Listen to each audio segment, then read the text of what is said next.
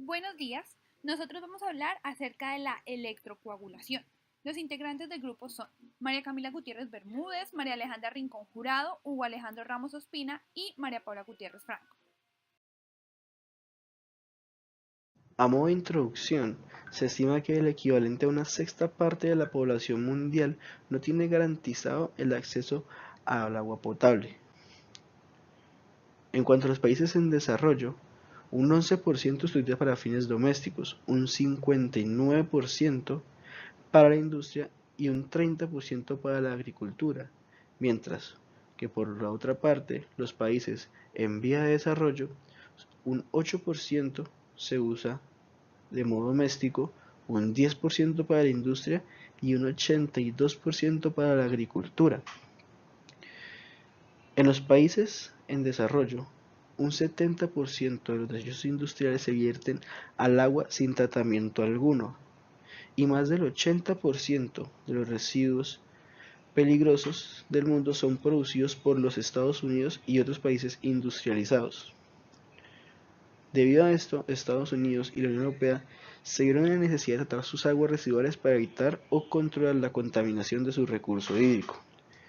El reuso y recirculación son operaciones que hacen parte de las estrategias de manejo del agua.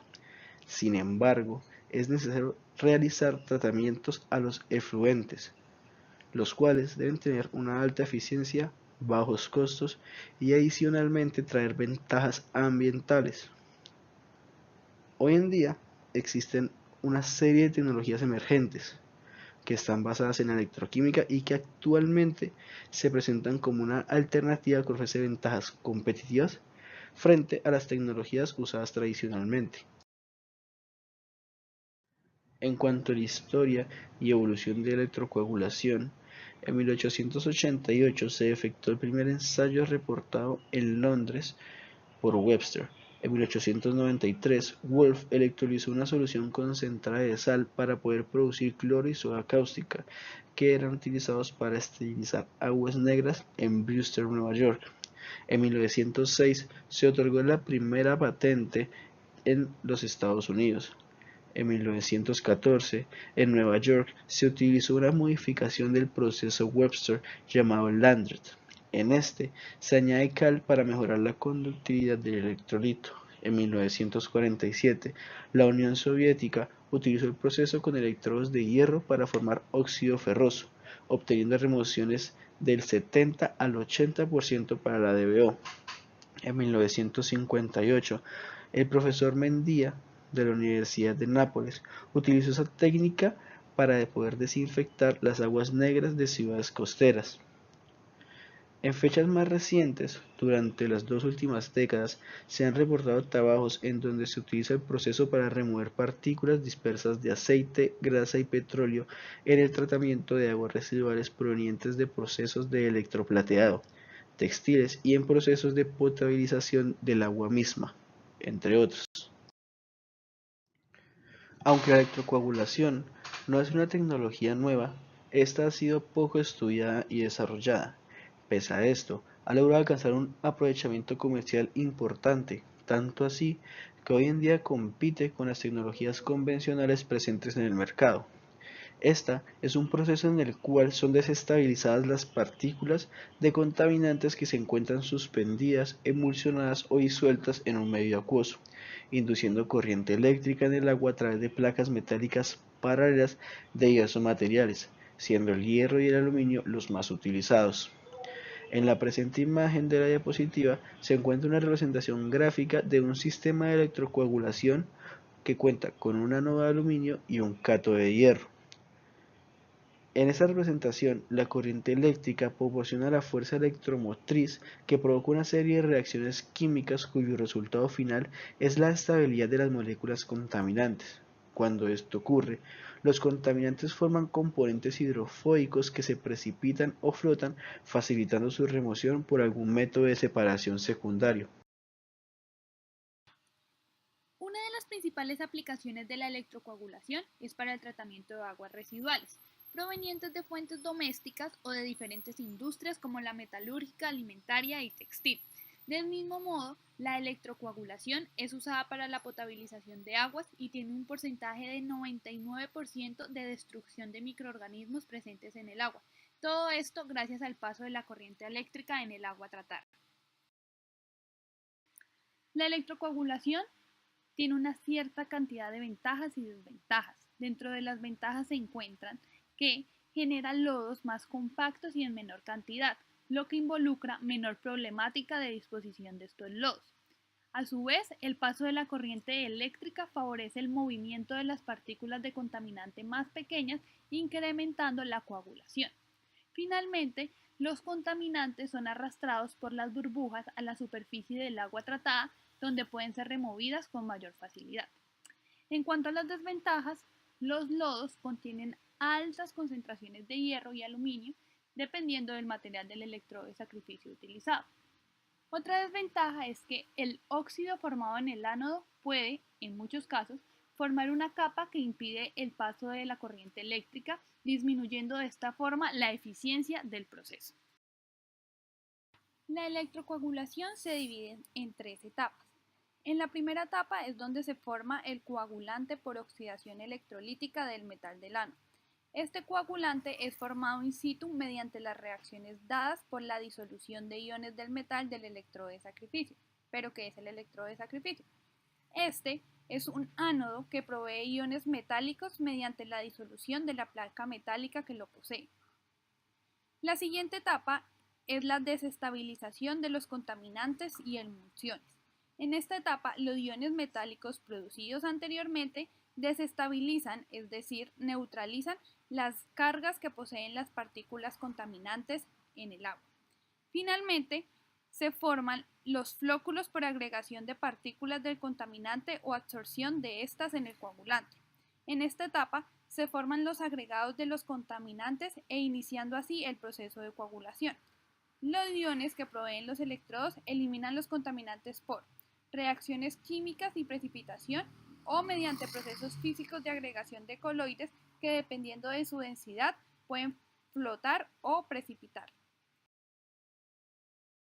En cuanto a las reacciones involucradas en la electrocoagulación, es importante resaltar que existen 3 factores que determinan y controlan las reacciones ocurridas en el sistema y la formación del coagulante. La primera es la naturaleza y concentración de los contaminantes. Segundo, el pH del agua residual. Y tercero, la conductividad. También es importante destacar que los materiales más utilizados en la electrocoagulación son el hierro y el aluminio. Las reacciones involucradas en la electrocoagulación, cuando el hierro actúa como ánodo, pueden ser de 2 tipos, cuando se forma hidróxido férrico o cuando se forma hidróxido ferroso. En la diapositiva se pueden observar las distintas reacciones tanto en el ánodo como en el cátodo y la reacción global para cada uno de estos 2 mecanismos. Luego de la formación de los hidróxidos de hierro, ya sea férrico o ferroso, los coloides se aglomeran, especialmente aquellos que tienen carga negativa, para así posteriormente otras partículas de contaminantes interactúen con estos aglomerados y finalmente puedan ser removidos por formación de complejos o atracciones electrostáticas.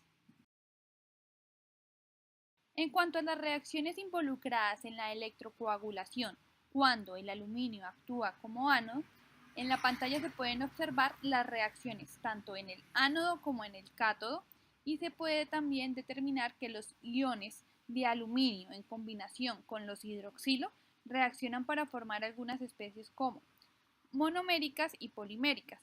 Estas 2 especies, por procesos de precipitación, forman el hidróxido de aluminio, el cual es una sustancia amorfa gelatinosa con propiedades absorbentes y que es propicia para los procesos de absorción y atracción de partículas contaminantes. En cuanto al diseño de operación del reactor de la electrocoagulación, se pueden encontrar 2 tipos de reactores, los cuales son de tipo batch o de sistema continuo. De tipo batch tiene la característica que debe operar con un volumen determinado de agua residual para tratar en ciclo. Por el contrario, los reactores de sistema continuo, como su nombre lo indica, tratan el agua de forma continua. La elección del reactor depende de dos características. La primera, correspondiente al contaminante y a su concentración, y la segunda es la cantidad de agua residual a tratar. Los materiales normalmente utilizados en el ánodo deben ser dimensionalmente estables, por ejemplo, el acero, y en el cátodo se suele utilizar grafito, fibras de carbón, acero o titanio. A pesar de que los electrodos más modernos son fabricados en titanio con una pequeña capa de óxidos de metales nobles, este material suele ser muy costoso, por tanto el material más comúnmente utilizado es el aluminio. Existe otra clasificación de los reactores que se da en función de la flotación. Esto se debe a que una vez que el contaminante ha sufrido el proceso de coagulación, existen dos formas de separarlo del medio acuoso. Puede ser por flotación o por sedimentación. Por flotación se encuentran los reactores con solo coagulación y los reactores con coagulación y flotación. La diferencia radica en los que solo contienen coagulación, se caracterizan porque no aprovechan la electrocoagulación para generar burbujas que separen los agregados, es decir, los flóculos del contaminante por flotación. Sin embargo, en este tipo de reactores se pueden combinar otras tecnologías para lograr la separación del contaminante, como lo son la flotación por aire disuelto, la electroflotación, la filtración o la clarificación.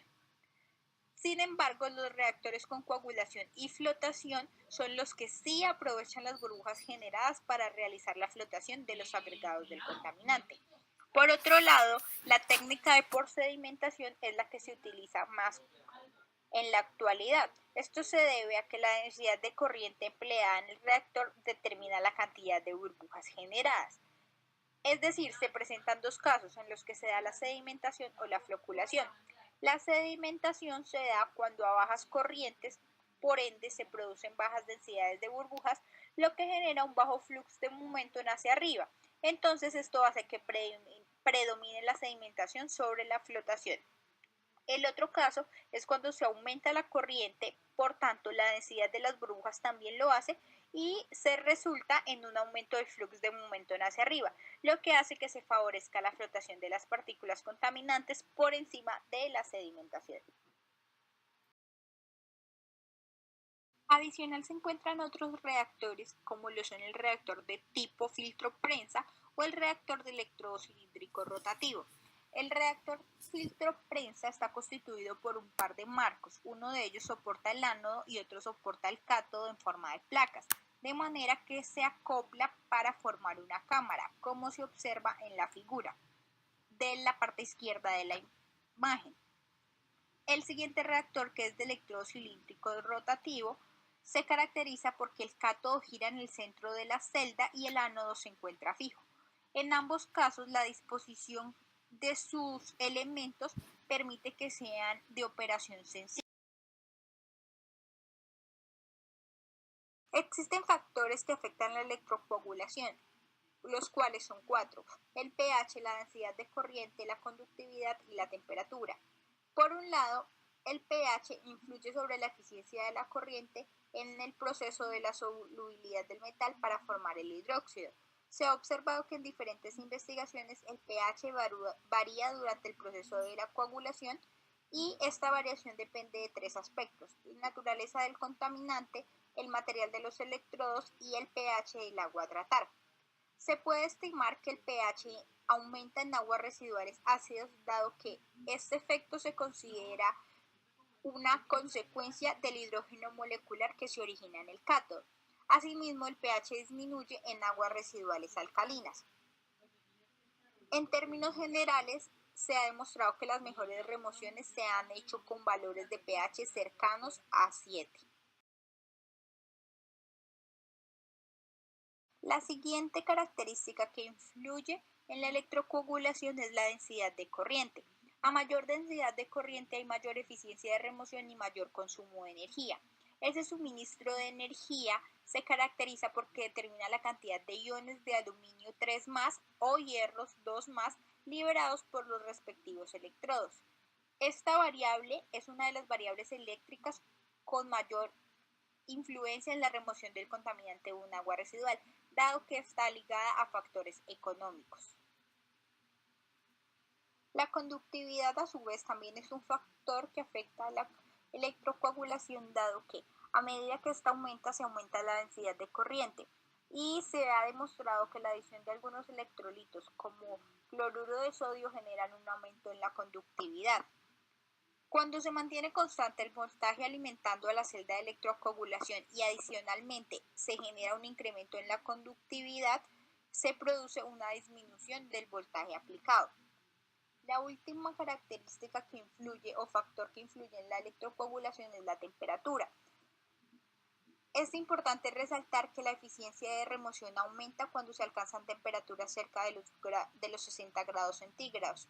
Esto se debe a que a medida que aumenta la destrucción de la película de óxido de aluminio de la superficie del electrodo, se mejora la eficiencia de remoción. Al analizar los costos de este tratamiento de descontaminación, nos damos cuenta que la electrocoagulación, al ser comparada con otras coagulaciones de tipo normal, disminuye notablemente los costos de operación, debido a que esta técnica es un proceso que permite la remoción de gran cantidad de contaminante en una sola operación. Es por esto que se conoce como la opción económica y ambiental para el tratamiento de aguas residuales.